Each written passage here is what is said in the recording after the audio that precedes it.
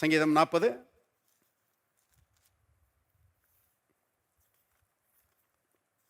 1 2 ஆகிய வசனங்களை பாருங்க.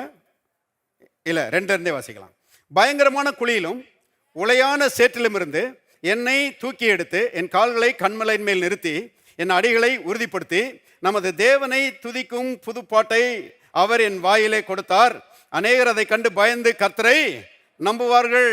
பாருங்க அருமையானவர்களே, தாவீது தன்னுடைய அந்த வாலிப நாட்களை நினைச்சு பார்க்கிறான்.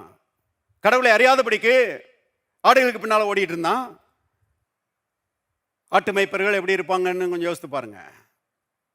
படிக்காதவங்க, சின்ன வயசுலேருந்தே ஆடுகளை பத்திட்டு திரியிறவங்க, குரூடாக இருந்திருப்பாங்க. அப்படிதான் இருந்தான் அவன் தாவீது.